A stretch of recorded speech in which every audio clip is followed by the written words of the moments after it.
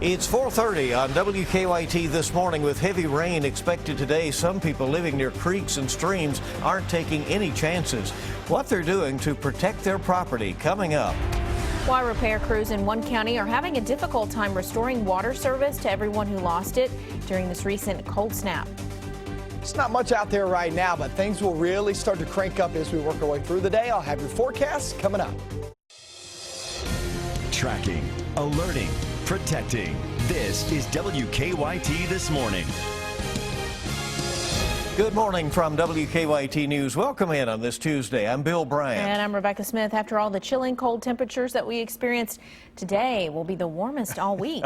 Enjoy it while it lasts, Yeah. right? Because we're tracking lots of rain making its way to the bluegrass and the possibility of flooding. We have declared a first alert severe weather day to keep you and your family safe. And let's go first to WKYT meteorologist Micah Harris in our first alert weather center. Yeah, we have a flood watch in effect, and that will go throughout the next couple of days. Now, here's the deal. The heaviest stuff really comes tonight and into tomorrow morning. That's really what this flood watch is about, is the overnight period and into tomorrow, where we start to really pick up on a lot of rain. Not only that, but we have a winter storm watch in effect. When's the last time you've seen a flood watch on top of a winter storm watch? Now, this will go through Thursday, and that goes for everybody too. Significant snow is a possibility. Not only snow, but some sleet on top of that. Temperatures are there in the 30s right now, and we finish off the day in the 50s, and even some 60s out there too, with some showers flying around. I'll go over your latest forecast coming up.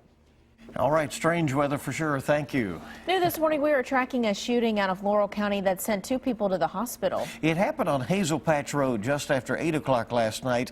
Deputies say 47-year-old Pamela Newcomb suffered a gunshot wound to the stomach. Ricky Eversole suffered a gunshot wound to the shoulder. Eversole and Newcomb were airlifted to UK. Investigators say an argument may have led to the shooting. Deputies are continuing to investigate who pulled the trigger.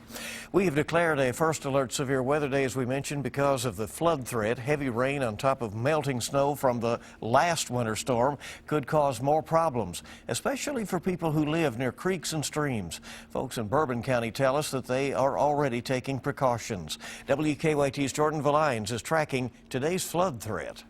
The Stoner Creek area of Paris has had its fair share of flooding problems over the years, and folks here at this motorcycle club know that all too well. They say it only takes about 2 to 4 inches of rain for the water to rise up right next to their building. Sitting just a few feet from Stoner Creek. We like it here. The motorcycle club's location comes with a great view. It's a nice scenery down here. At a great risk. When it does rain, it gets up pretty high. Throughout the years, Back in '79, and it was up to the peak of the building. they've learned time and time again About a year and a half ago. that when heavy rain hits, Real close. flooding follows. We had to move everything out. Plans of packing up and heading out could be put into place again on Tuesday. We've got a tractor trailer body standing by. That is, if the creek's water level creeps up too close to its flood stage of 18 feet. We've got quite a few bikes on the property that we're worried about flooding out. As for now, members of the motorcycle club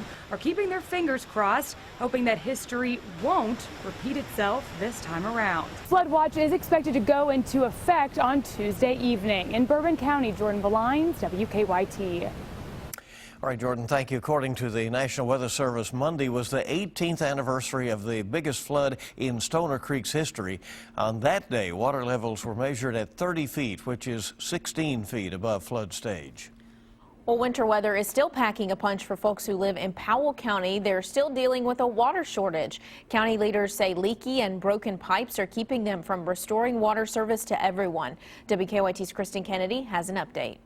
When you're stuck at home going on weeks of record-setting snowfall, the only form of water you want to see is the kind streaming from your faucet, not melting in your driveway. The last couple of weeks has been really bad. They'll turn their water on for a few days. They'll turn it off and on, off and on. Monday afternoon, Shannon Dale's house on Paint Creek had it. As of right now, we do, yes. But it's not promising on how long we'll have it on. Farther down the road, they didn't. Over at my fiance's house and the family that lives over on the other side of the hill here, they have no water at this time. Hatton Creek is another stretch county leaders say has limited water.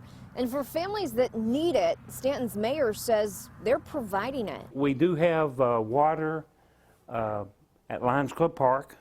that we're giving away. I have some here at the hardware stores where for people that are that don't have drinking water. Stanton Mayor Dale Allen blames bursting pipes, a bunch of them, for the drain on the city's supplies. We had so many leaks. I mean, I've been here in this hardware store for 21 years. I had a froze water line. Never. People that's lived in their houses for 40 and 50 years has never had a frozen water line. He's still asking those that do have water to be frugal with it. When it comes on, they tell you to conserve, but it's kind of hard to conserve when you've got to have your water for your basic needs. And of course, you have to bathe when you go to work and be clean. In Powell County, Kristen Kennedy, WKYT. Powell County leaders will be at Lions Club Park today handing out water for those who need it. Kentucky school leaders are continuing to go above and beyond in this wintry weather. A principal in Clay County has found a way to help his students on snow days. Last week, Goose Rock Elementary School Principal William Sexton, along with Family Resource Center staff members, delivered water and food to students and their families. Sexton says those families were grateful to see him. Just wanted to do something to be able to give back and let them know that, you know, they not only see us here in the educational setting, but we're a part of the community. Sexton also says road crews cleared snow off the roads for them so that they could make those deliveries. We're tracking a handful of school closings this morning, and classes at Scott County Middle School have been canceled today because of a heating problem. But all other Scott County schools will be open. Only Scott County Middle is closed. Clay, Harlan, Jackson, and Leslie County schools are all closed today because of weather.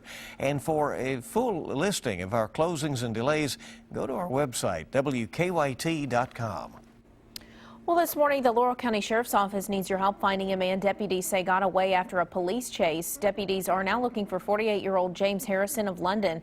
They say at around 7 o'clock last night, he led police on a chase and even damaged a deputy's cruiser before getting away. Police say Harrison was last seen on Twin Branch Road. They say he's driving a black Jeep Compass with the Massachusetts license plate. Well, a Southern Kentucky man has died nearly a week after being stabbed. Williamsburg police say Sidney Satterfield died Monday morning. Police say his stepson, 42-year-old William Kiesling, stabbed him last Tuesday at a home on George Hayes Road. Williamsburg police had charged Kiesling after the stabbing. They say charges have now been upgraded to murder. It's 4:37 on WKYT this morning. A new state audit claims the Harlan County Sheriff's Office spent thousands of dollars improperly. The audit claims the office spent more than $27,000 on personal clothing, food, alcohol, and a subscription to a dating website.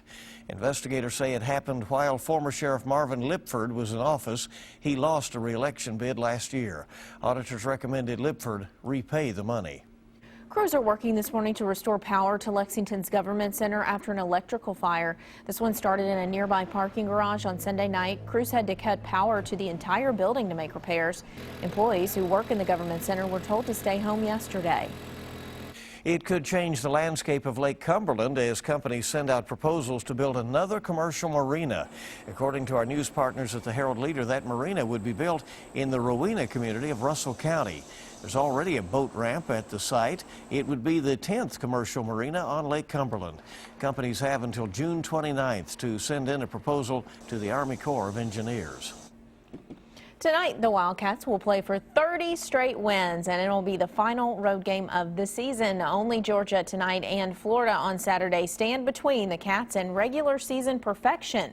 Georgia's basketball coach, Mark Fox, said in a report that beating Kentucky tonight, quote, isn't impossible.